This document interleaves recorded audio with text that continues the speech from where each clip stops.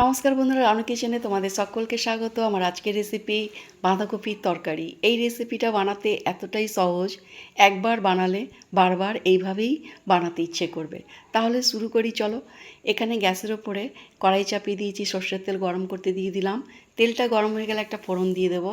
গোটা জিরে, গোটা গরম মশলা, একটা শুকনো লঙ্কা, একটা তেজপাতা। ফোড়নটা ভাজা হয়ে গেলে দিয়ে দেবো কেটে রাখা আলু। আলুটাকে অল্প ভেজে নিয়ে দিয়ে দেবো বাটা মশলা। বাটা মশলার মধ্যে আছে এখানে আদা, রসুন, পেঁয়াজ, কাঁচা লঙ্কা, ধনে গুঁড়ো, জিরে গুঁড়ো, কাশ্মীরি লাল লঙ্কার গুঁড়ো, আর দুটো ছোটো এলাচ, একটা ছোটো টমেটো। এবার মশলার সঙ্গে আলুটাকে ভালো করে মিক্স করে নেব। দিয়ে দেবো স্বাদ মতন নুন। নুন দিয়ে ভালো করে মশলাটাকে কষিয়ে নেব।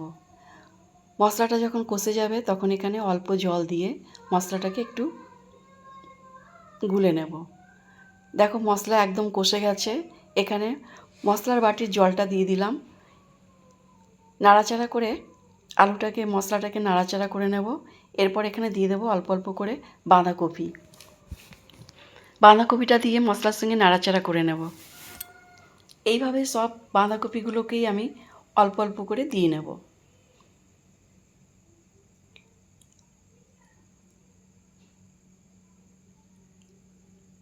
সব বাঁধাকপিগুলো দেওয়া হয়ে গেলে এখানে ঢাকনা দিয়ে ঢেকে দেব।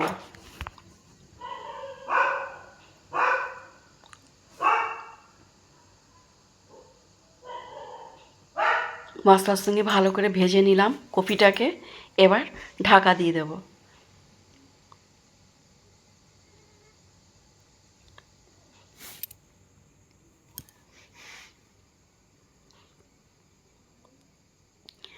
ঢাকা খুলে এবার দেখে নেব। দেখো অনেকটাই মজে গেছে। এখন বাঁধাকপির তরকারি আমার হয়ে গেছে। নামাবার সময় দিয়ে দেব গরম মশলা হাফ চামচ আর 1 চামচ ঘি।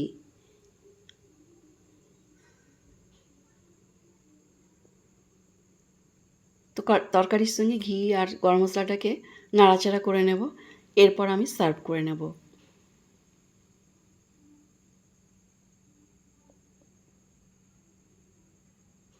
আমার আজকের রেসিপি বাঁধাকপির তরকারি একদম রেডি। দেখো সার্ভ করে নিয়েছি। বন্ধুরা, আমার আজকের রেসিপি তোমাদের কেমন লাগলো কমেন্ট করে নিশ্চয়ই জানাবে। ভালো লাগলে একটি লাইক, শেয়ার, সাবস্ক্রাইব করবার অনুরোধ রইল। আবার একটি নতুন রেসিপি নিয়ে পরবর্তী ভিডিওতে দেখা হবে। তোমরা সুস্থ থেকো, ভালো থেকো। Bye bye.